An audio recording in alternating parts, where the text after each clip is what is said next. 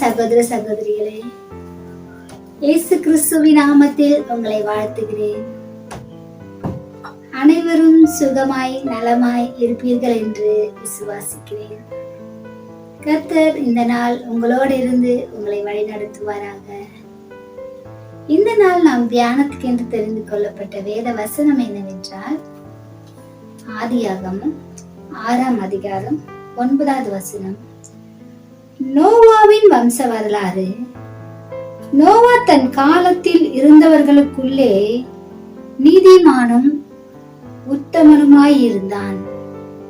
நோவா தேவனோடு சஞ்சரித்துக் கொண்டிருந்தான். நோவா வாழ்ந்த காலத்துல பாவம் பெருகி இருந்தது. எவ்வளவு பெருகி இருந்தது என்றால், இன்னும் வேண்டாம் இந்த உலக ஜனங்கள், இன்னும் அழித்து விடலாம் என்ற நிலைமைக்கு வரும் அளவுக்கு பாவம் பெருகி போயிருந்தது. எல்லாரும் அழிவுக்கு நேராய் போனார்கள். ஆனால் நோவாவுடைய குடும்பமும் பாதுகாக்கப்பட்டது. ஆனா நோவாவோ தேவனோடு சஞ்சரித்துக் கொண்டிருந்தார். அங்கு வாழ்ந்தவர்கள்ல நோவா நீதிமானும் உத்தமனுமாய் இருந்தார். பிற்பாடு தேவனோடு சஞ்சரித்துக் கொண்டிருந்தார். தேவனோடு சஞ்சரித்துக் கொண்டிருக்கிறவங்க நிச்சயமா நீதிமானாய், பரிசுத்தராய், உத்தமராய் இருக்க முடியும். நாம் தேவனோடு சஞ்சரிக்கணும் என்ற எண்ணம் நமக்கு வர வேண்டும். இன்றைக்கு நாம் ஜெபிக்கிறோம். ஜபத்துல ஒரு எழுப்புதல் நமக்கு வந்திருக்கிறது. வேத வசனங்களை கேட்பதிலும் எழுப்புதல் வந்திருக்கிறது. நிறைய காரியங்களை நம்ம எழுப்புதல காண முடிகிறது இந்த காலத்துல.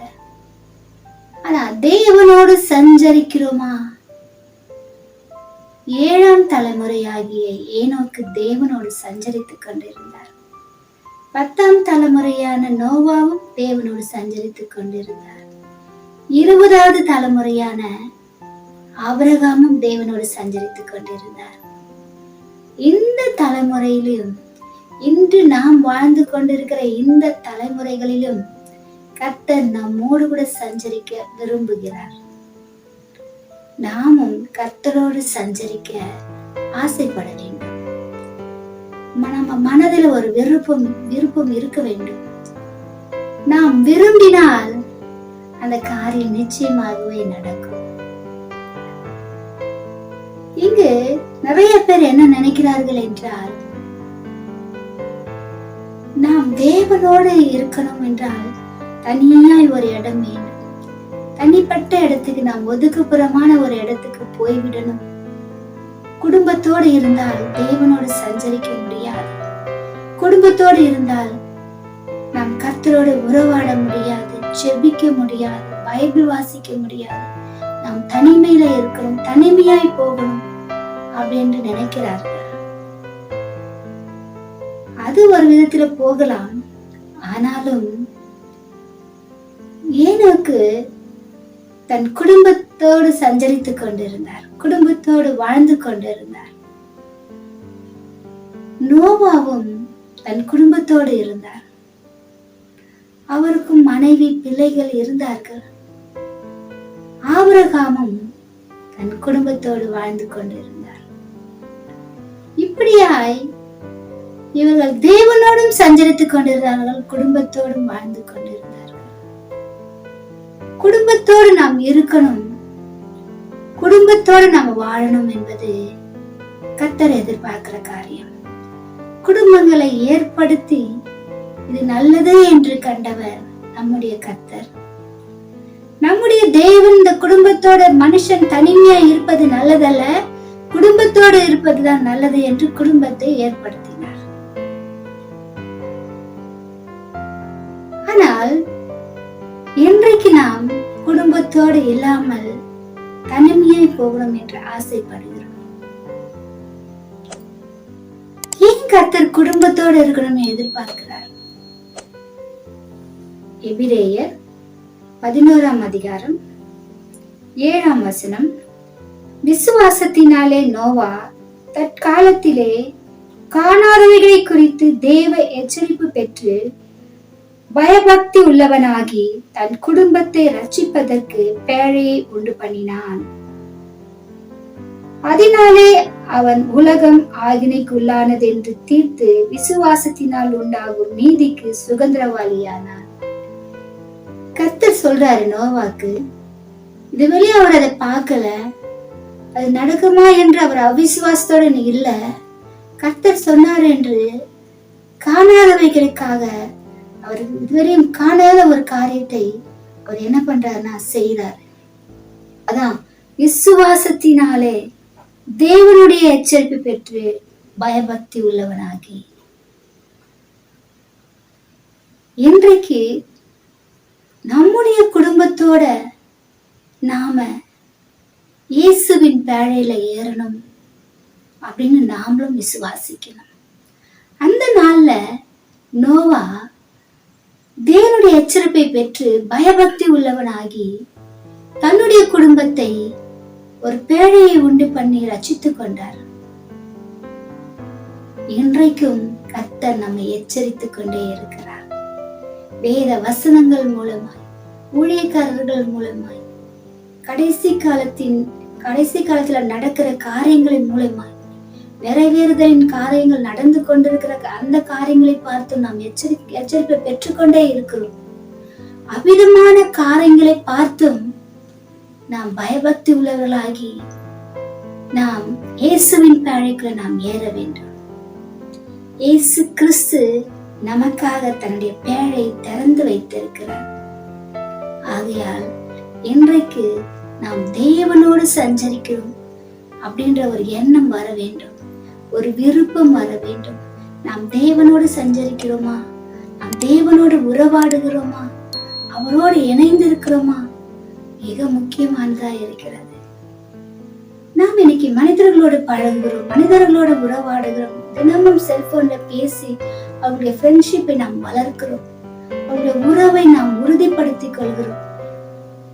நாம் பேசாவிட்டால், கொஞ்ச நாள் பேசாவிட்டால் அவர்கள் நம்மை மறந்து விடுவார்கள் என்று மறுபடியும் அவர்களை பேசி நம்ம உறவை நாம் உறுதிப்படுத்துகிறோம்.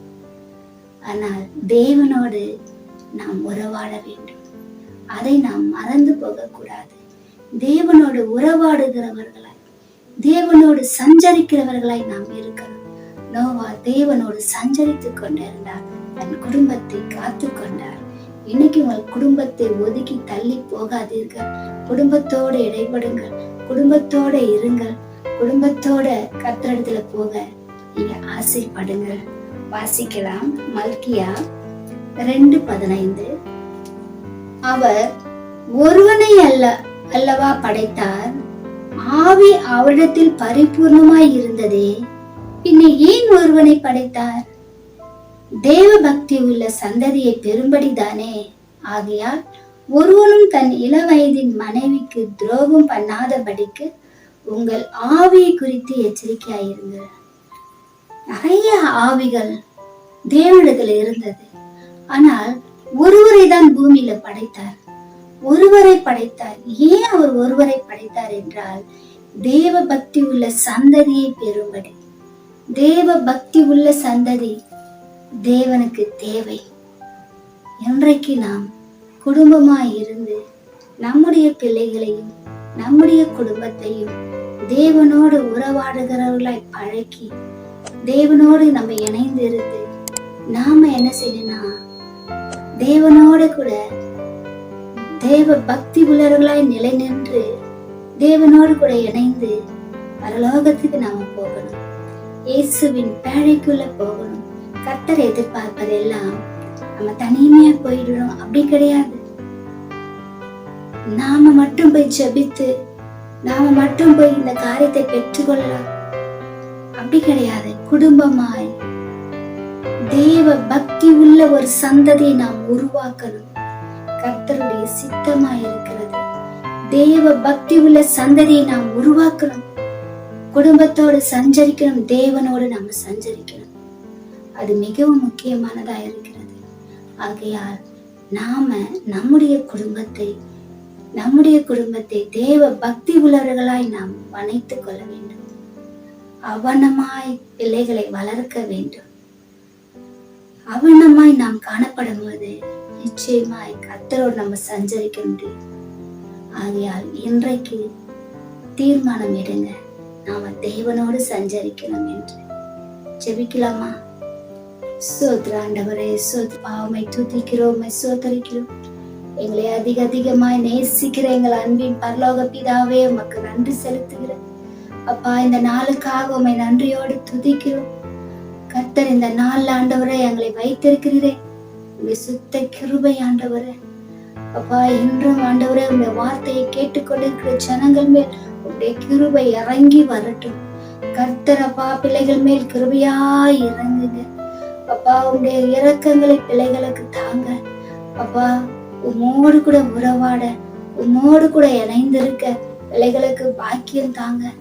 அப்பா, குடும்பத்தோடு சஞ்சரிக்க, குடும்பத்தோடு பழக, அப்பா, தேவ பக்தி உள்ள சந்ததியை உருவாக்க கர்த்தரே கிருபை தாங்க ஆண்டவர். அப்பா, உம்மோடு கூட இணைந்திருக்கிற பாக்கியம் தாங்க ஆண்டவர். இந்த நாள்ல ஆண்டவர் அபிஷேகம் பெற்றுக்கொள்ளலாம். அபிஷேகம் எங்க பார்த்தாலும் அபிஷேகத்தினால நிரப்பி கொண்டு இருக்கலாம் ஆண்டவரே. உம்மோடு கூட சஞ்சரிக்கிற பாக்கியமும் பிள்ளைகளுக்கு தாங்க. அப்பா, எல்லா காரியங்களையும் ஒரு எழுப்புதல் காணப்பட்டு கொண்டிருக்கிறது. அப்பா, உண்மை அறியணும், உம்மோடு கூட இணைந்திருக்கணும். அந்த பாக்கியம் ஜனங்களுக்கு நீர் கொடுக்கும்படி அப்பா, அவர்களுடைய தேவைகளை நீ சந்தித்து அவர் இருதயத்தின் வாஞ்சைகளை நிறைவேற்றும்படி இயேசு கிறிஸ்துவின் நாமத்தில் கேட்கிற நல்ல பிதாவே, ஆமென்.